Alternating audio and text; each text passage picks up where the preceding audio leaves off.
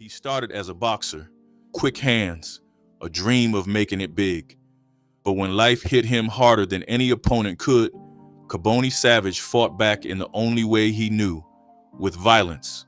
From Philly's corners to a nationwide drug empire, he became untouchable until one man broke the code and talked.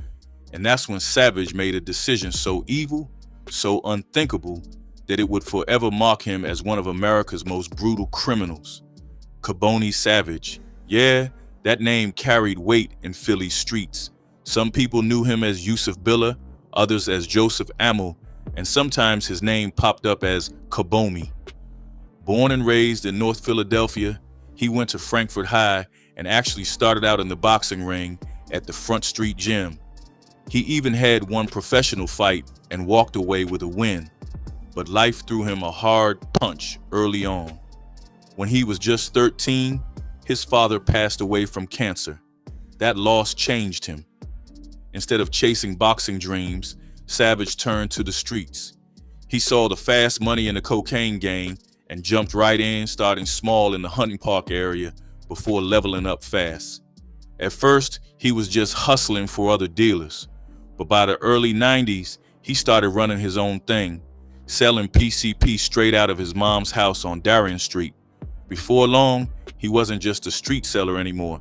He was a full-blown distributor, pushing PCP, marijuana, and even crack through a crew that controlled corners up and down Erie Avenue. By the late 90s, Kaboni Savage had leveled up again. Now he was the guy. He was moving serious weight, sometimes 5, 6, 7 kilos of cocaine at a time. And he wasn't just flipping product, he was cutting it, remixing it, and compressing it back down to stretch every gram and boost those profits sky high. That's when the Kaboni Savage Organization, or KSO, really took shape. This wasn't just some corner hustle anymore. It was a full-blown drug empire in North Philly. They moved heavy product, kept tight control over their turf, and didn't hesitate to use violence to protect it. Anyone who crossed them, real threat or not, was handled fast and harsh. Early on, Savage handled the muscle himself, but once his empire grew, his crew did the dirty work for him, without question. By that point, Savage wasn't just in the game, he was running it. In the early 2000s, Kaboni Savage had a solid crew around him, and one man in particular stood out, Eugene Coleman. That was his right-hand man, the one who helped move the product and handle all the cash that flowed through the operation. Within the KSO, Savage's so-called family, Coleman was basically the money man. But the muscle? That came from Savage's enforcers, guys like Kareem Bluntly and Lamont Lewis. They didn't ask questions, they just did what Savage said, no hesitation. The kind of loyalty that came with fear, but even the most loyal can break. Both Coleman and Lewis eventually flipped, cutting deals with the feds and testifying in court about how deep the KSO's drug business ran and how violence was just part of their daily routine. And that violence was real. Back in March 1998, Savage was near rival dealer Tobias Flowers' turf when a random driver, Kenneth Lassiter, accidentally tapped his car. Just a fender bender, right? Not for Savage. He demanded Lassiter pay up, and when the man apologized instead, Savage pulled his gun and shot him dead right there. That single act turned him into a name people whispered about in North Philly. And the wild part, Flowers saw the whole thing. By September 1999, cops caught up with Savage in Maple Shade for that killing. Inside the apartment, they found cocaine equipment, everything he needed to cook, cut, and repress his product. Even after that arrest, Savage didn't slow down. While sitting on house arrest on Darien Street, he was still deep in the game. One of his suppliers later testified that in just 6 months during 2000, Savage pushed between 160 and 200 kilos of cocaine, each one worth $24,000 to $30,000 at the time. In June 2001, law enforcement hit one of Savage's associates' homes and walked out with 5 kilos of cocaine and $350,000 in drug cash. But that was just the beginning of how dark things would get. Savage had this partner, Mansour Abdullah. a guy he taught how to step on coke, dilute it, and repress it for sale. But greed breeds suspicion. Savage started thinking Abdullah was shorting him or jacking up prices. In September 2000, Abdullah came by to collect some money, and Savage paid him in a red sneaker box. Then he told Bluntly to ride with him for protection. But that was a setup. Moments later, Bluntly came back with the same red box, cash still inside. Abdullah was gone. When Savage sent Coleman to check, he found Abdullah slumped in his car, shot multiple times in the head, chest, and stomach. Savage kept that same cold logic with everyone. When he thought his own crew member, Carlton Brown, had killed his friend, Ronald Walston, he told Lewis flat out, "You gotta handle that." Lewis didn't hesitate. He found Brown and put bullets in his head and chest. Then there was Barry Parker. He was trying to take over a corner that belonged to one of Savage's dealers, Stephen Northington. When Northington complained, Savage told him straight, "Nobody takes nothing. You handle your business." On February 26, 2003, Lewis rode with Northington, spotted Parker, and shot him several times in the chest. Message sent. Anyone who crossed Savage or threatened his empire was done for. And if he even thought someone was working with the cops, that was a death sentence. In March 2003, he got suspicious of a guy named Tyrone Tolliver, a friend of Coleman's, believing he was a snitch. Tolliver was having trouble filling a cocaine order, so Savage played along, sending him with Coleman to an apartment where they processed coke. Not long after, Bluntly walked in and without a word, shot Tolliver in the head. Coleman helped dump the body. Savage had planned it that way. Killing Tolliver got rid of a possible informant, but it also dirtied Coleman's hands. Savage knew Coleman was soft, that if pressure came, he might talk. By forcing him to help hide a body, Savage made sure Coleman was tied to the murder too, so flipping wouldn't be so easy. Around that time, Savage took it even further. He met with Lewis and two top KSO members and made a blood oath. If any of them ever cooperated with the feds, their mothers would pay the price. Coleman wasn't in that meeting, but Savage made sure he heard about it loud and clear. That was his way of keeping everyone terrified, loyal, and silent. In 2004, Kaboni Savage finally faced trial for the murder of Kenneth Lassiter, but things took a dark, almost cinematic turn. Even while sitting behind bars, Savage stayed busy. Jail couldn't cage his influence. He kept sending threats, making promises of payback to anyone he thought might snitch or side with the feds. At the top of his hit list was the prosecution's main witness, Tibius Flowers. Savage wasn't hiding his feelings either. He told another inmate, Lewis, that he wasn't worried about the case because, in his words, Flowers would never make it to court. He said the same to another prisoner, basically sealing Flowers' fate before the trial even started. And sure enough, the night before trial, Savage's chilling words came to life. Flowers was ambushed and killed while sitting in his parked Ford Crown Vic on the exact same corner where Lassiter had been murdered 6 years earlier. No witnesses, no suspects at first. But later, word started to spread inside the prison system. A man named Northington confessed to another inmate that he hated snitches and bragged that he had slumped Flowers, sent him straight to rat heaven. Savage, too, couldn't keep quiet. He told that same inmate he'd spanked the case and expected to be out soon, believing he'd beaten the system by silencing the witness. And for a moment, it looked like he was right. Without Flowers' testimony, the prosecution's case fell apart. Savage walked free on April 8, 2004. But his freedom didn't last long. Just a few days later, federal agents rolled up on him again, this time for running what they called a massive multi-million-dollar drug empire stretching all over Philly. The feds said Savage and his crew had been flooding the streets with cocaine and heroin since the late 90s. This wasn't a small-time bust. This was the end of a 3-year FBI operation. Wiretaps, seized cash, guns, and a long list of people ready to testify against him. One of those witnesses, Kareem Bree Bluntly, never got the chance to speak. He was gunned down in North Philly while still cooperating with the feds. According to the FBI, Savage was the one who called the hit, just like he allegedly did with Tibius Flowers. In fact, the FBI's affidavit made it plain agents believed Savage ordered Flowers' murder from behind bars, pointing out how the killing happened right after visits from his known associates. His lawyer, Tariq El-Shabazz, called it nonsense, said there was no way Savage could pull off an execution from jail. But the timing told a different story. Even locked up, Savage kept the KSO's wheels turning. He was still giving orders, still threatening anyone who dared cooperate. In December 2005, a jury finally brought the hammer down. Savage was found guilty on 14 federal charges, everything from drug trafficking and money laundering to firearms and witness retaliation. On April 27, 2006, Kaboni Savage's run came to an end. The judge handed him 30 years in federal prison. But for the streets of Philly, his shadow still loomed large. Now Coleman was under serious pressure. Inside the walls, word had spread that he was cooperating, and that made him a target. The threats came fast, especially from inmates tied to the KSO, the same ruthless gang that Kaboni Savage ran.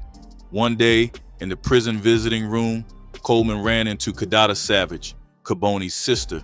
She pulled him aside, told him not to let these crackers break you. On the surface, it sounded like encouragement, but the undertone was heavy. Not long after, Kidada sent him a letter telling him not to say a word to the feds. She ended it with a chilling line, "Death before dishonor to your family." Coleman didn't think that was just a slogan. He took it as a threat to his own blood. Things only got worse. While sitting in a holding cell at the federal courthouse, Coleman found himself next to none other than Kaboni Savage and one of his boys. Savage didn't waste a second. He started talking about rats and how their families deserve to die too. That wasn't just tough talk. Savage meant every word. On prison phone calls, he was caught bragging about dreaming of killing snitches, saying things like, "Their moms will pay, their kids will pay. I'm dedicated to their death." The man was obsessed, fueled by pure hate. Then came the ultimate act of retaliation. Savage ordered Kidada to have Lamont Lewis firebomb the Coleman family home, just because Coleman was talking to the government. The call went down on the night of October 8th, 2004. Savage told Kidada what to do, and she passed the message straight to Lewis. The instructions were clear: hit the house that night when everyone would be home. She even drove Lewis to the block herself, pointed out the exact house, and warned there might be guns and a pit bull inside. Lewis didn't act alone. He brought his cousin, Robert B.J. Merritt, to help. Kidada promised them $5,000 for the job, blood money. At around 4 a.m., Lewis and Merritt pulled up with 2 cans of gasoline. Lewis kicked in the door, fired twice, and Merritt tossed in the flaming cans. The house exploded into flames. 6 innocent people died: Coleman's mother, his baby son, his teenage nephew, 2 young cousins, and another relative he saw as a sister. Marcella Coleman, his mother, was found on the floor, likely trying to save the children. It was pure horror.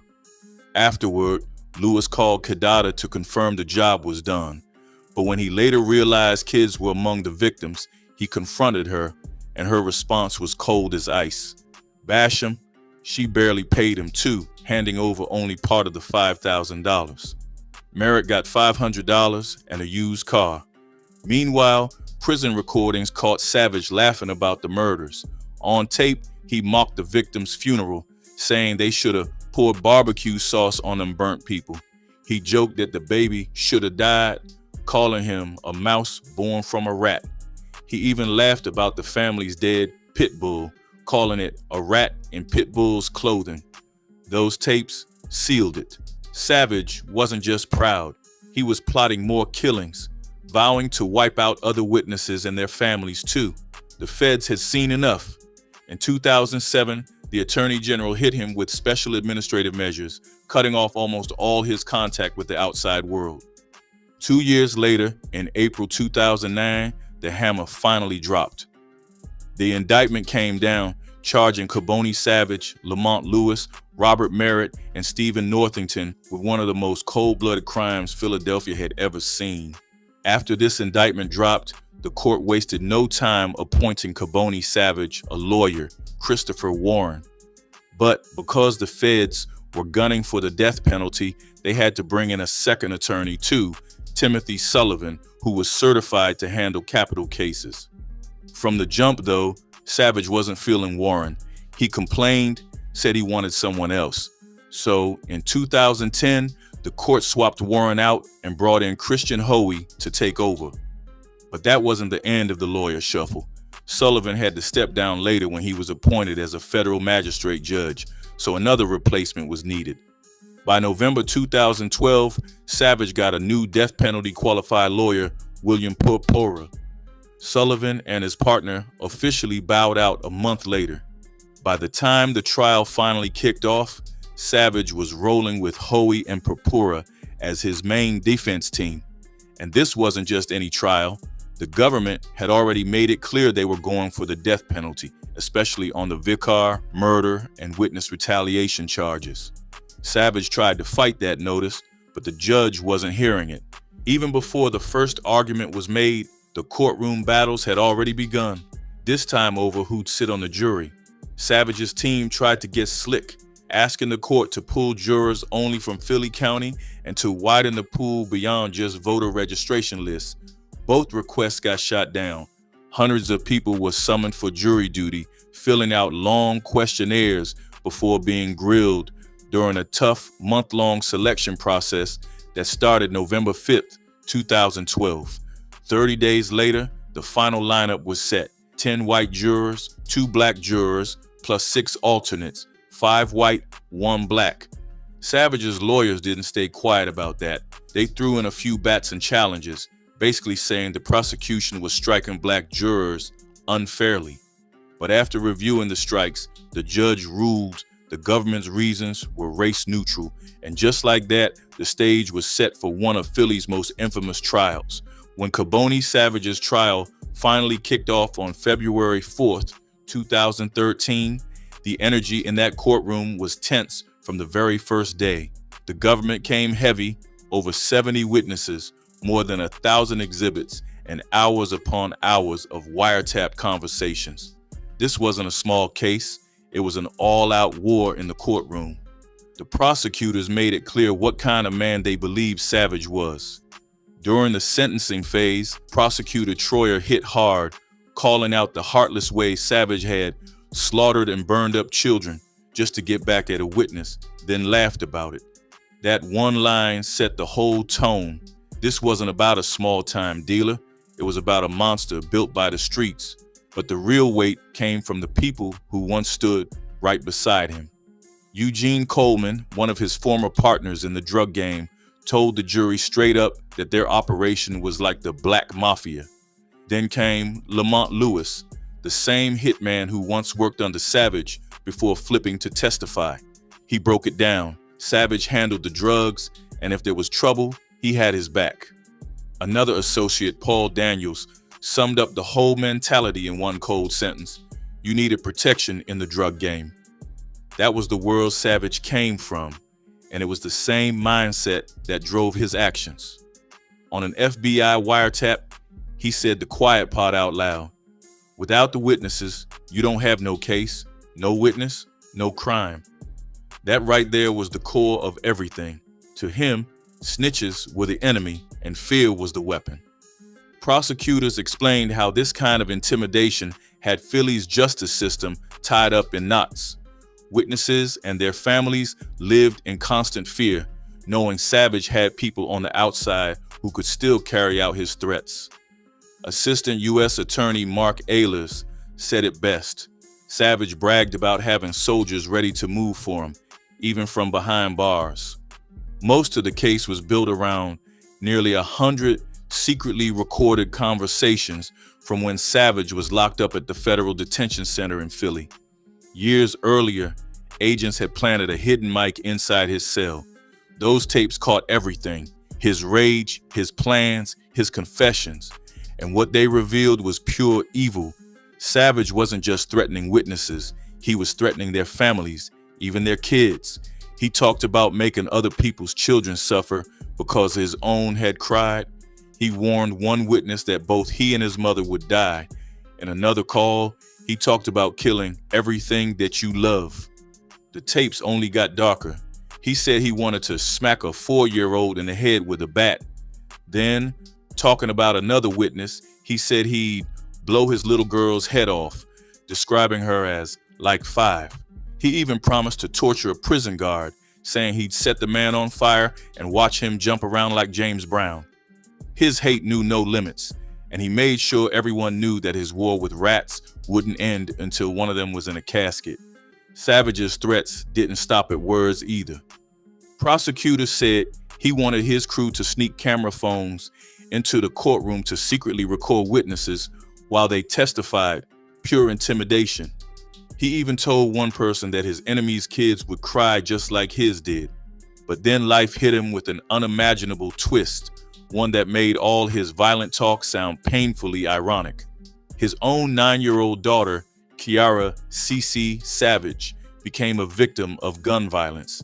She was caught in the middle of a gang-related shootout in York, Pennsylvania, an innocent little girl hit by a stray bullet during a stupid beef between the Southsiders and the Parkway crew. Chiara wasn't near her father's world. She lived with her mom, Jasmine Vidal, in Lancaster.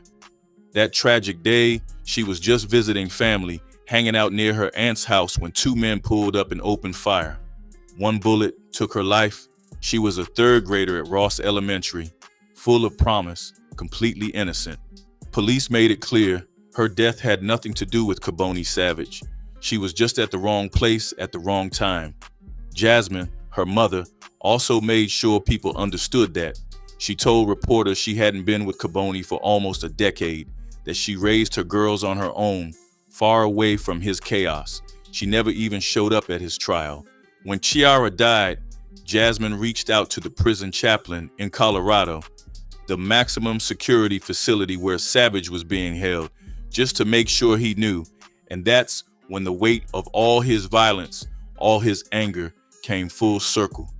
The same man who threatened to make other parents bury their kids was now a father grieving his own. Now, when Lamont Lewis took the stand as the government's star witness, he didn't hold back. He laid everything bare for the jury. How Kaboni Savage was the one who gave the order to burn down the Coleman house, and how Savage's sister, Kidada, handed him the address herself. She even drove him down North 6th Street and pointed out the exact house, telling him who would be inside, Coleman's mother and twin brother. Lewis broke it all down in detail. He told the court how he brought in his cousin, Robert Merritt Jr., to help him pull it off. Together, they carried cans of gasoline, tossed them into the house, and to make sure nobody escaped, Lewis fired shots up the stairs before stepping out to watch the place burn from down the block. Hours later, he learned the full horror. 6 people dead, including 4 kids and Coleman's baby boy, barely over a year old. And that wasn't all. Lewis straight up admitted he had killed at least 8 people for Savage's drug empire, including those 6 innocent family members. When asked why he did it, his answer was cold as steel. That was his job, his role in the organization. He explained that testifying was part of his deal with the feds. In exchange for his cooperation, he'd get a minimum of 40 years, but avoid the death penalty. His family had already been tucked away safely under witness protection. Then he started naming names and stacking up the bodies. He confessed to killing a rival dealer, Carlton Brown, back in 2001, one of 5 men Savage had wiped out because they either threatened his business or might have snitched. Lewis also admitted to killing people who had nothing to do with Savage at all.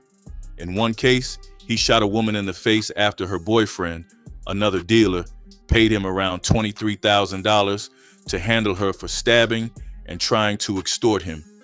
He got cash and access to the man's lawyer as payment. The wildest part, the very next day, Lewis got arrested, but for a totally different case tied to Savage. Later, once he started cooperating, he shocked the FBI by confessing to that woman's murder. They hadn't even known he was involved until he told them. He also talked about another hit job that never went down. His cousin had asked him to kill someone in New Jersey, but it turned out to be a setup. The cousin was working for the FBI the whole time, and the target didn't even exist. Lewis kept his tone flat and emotionless while describing how he climbed his way up, from a teenage corner boy to Savage's personal hitman. He'd known Savage since they were kids, skipping school and playing video games together.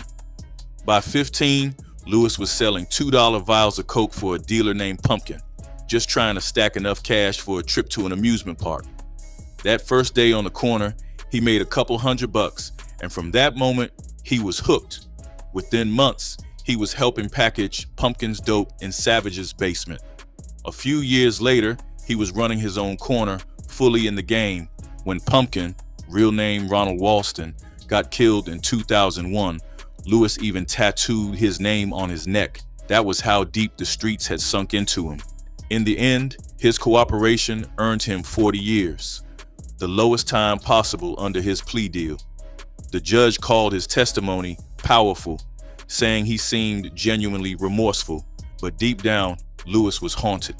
Assistant U.S. Attorney John Gallagher recalled overhearing him tell a detective during a break that he was sure he was going to hell for what he'd done.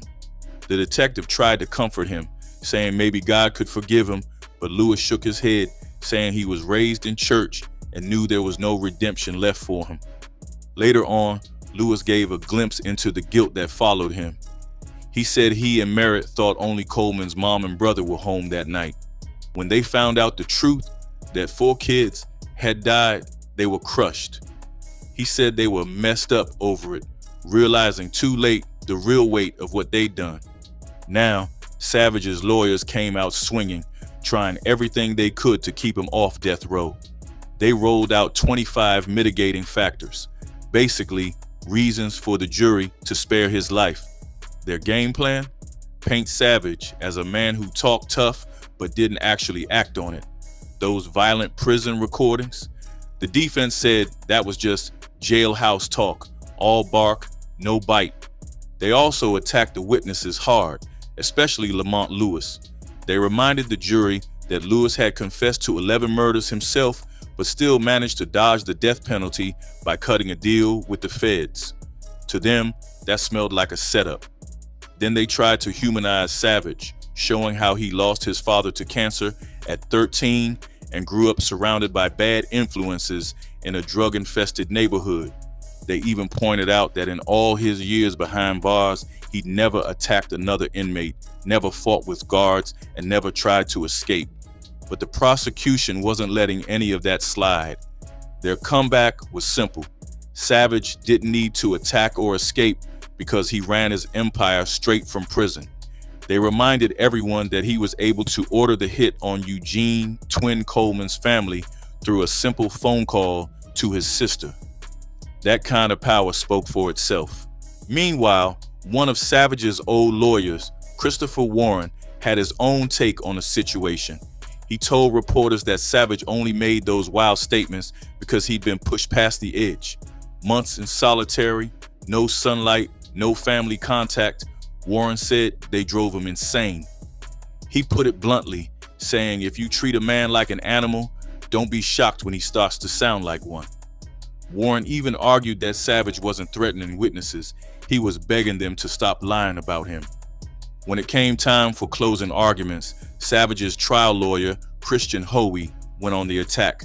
For 5 straight hours, he tore into the prosecution's witnesses, calling them liars chasing lighter sentences. He told the jury that these guys were case jumpers, changing their stories whenever it suited them. He pointed out how one witness, Paul Daniels, couldn't even keep his numbers straight. First saying Savage moved 10 to 15 kilos of cocaine, then later changing it to 50. To Hoey, that proved the feds were twisting the story to turn Savage into a criminal mastermind. Hoey's main argument was that the entire case was built on shaky testimony, no real evidence. He reminded the jury that Coleman, the man who claimed Savage threatened to kill all the rats, had zero proof. No footage, no witnesses, just his word. And Coleman wasn't exactly a model citizen himself. He was a known drug dealer whose own stories had fallen apart before. Hoey even brought up how Coleman once falsely accused another man, Kareem Bree, bluntly, of murder back in 2003, and police didn't buy it then either. Hoey looked at the jury and basically asked, if they didn't believe him then, why believe him now? But despite all the defense's effort, the jury wasn't buying it. On day 55 of the trial, they came back with their verdict, guilty on every single count. 12 murder convictions, the most anyone had ever received in Philadelphia's history, just one short of the state record. The courtroom was dead silent. Savage's lawyers made one last emotional plea to spare his life, bringing in his kids and girlfriend to show that he was still a father, still a man with people who loved him. But the prosecutors hit back hard. They told the jury that no prison could ever contain someone like Savage.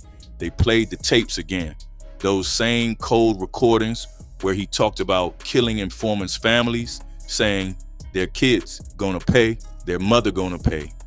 They wanted to make sure the jury understood exactly who they were dealing with.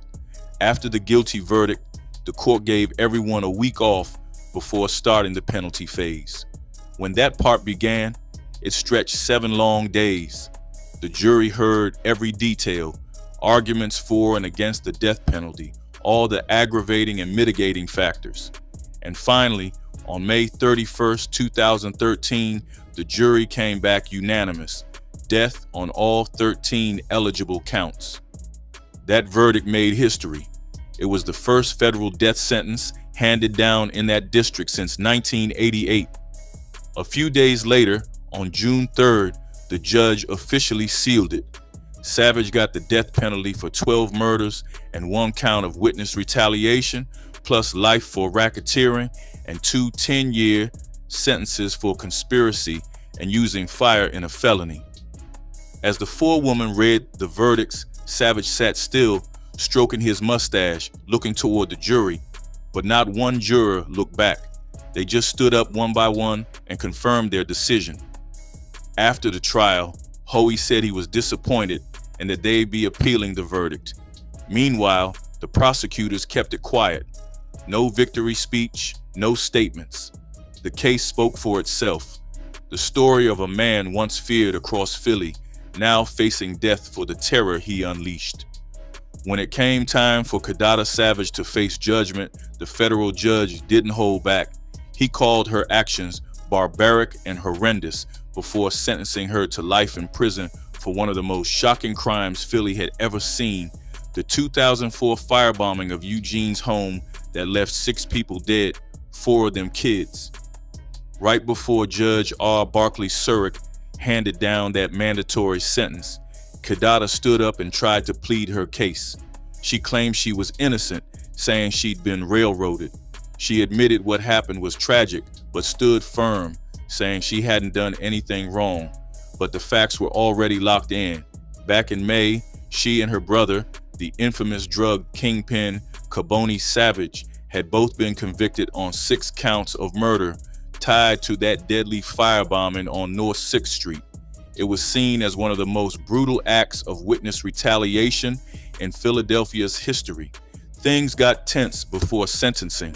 Her lawyer, Teresa Whalen, asked the judge to delay the hearing because Kidada had lost faith in her and wanted a new attorney. Kidada herself spoke up, dressed in a dark green prison uniform, her hair pulled tight, telling the judge she wasn't being represented properly. But Judge Surik wasn't budging. He told her straight that Whalen had done her job well and denied the request. Then her sister Conchetta took the stand to speak from the heart. She begged the court for mercy, reminding the judge that Kidada was a mother, had gone to college, and once held a regular job at an insurance company, that she wasn't just some monster, but a person who made terrible choices. Judge Surik didn't soften. He looked at Kidada and told her she'd shown no remorse.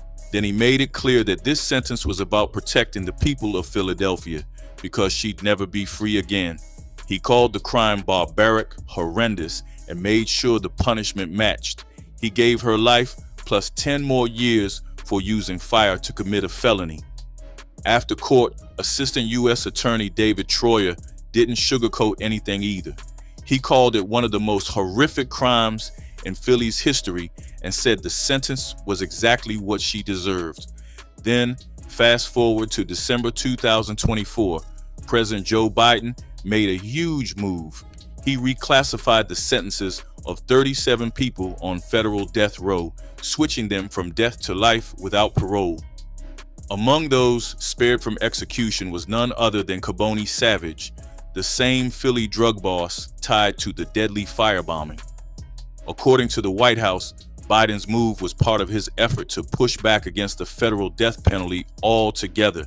He made exceptions for terrorism and hate-based mass murders, but for everyone else, the focus was on reform. When Biden first took office, he paused all federal executions. This new action went a step further, ensuring future presidents couldn't easily reinstate death sentences under today's standards.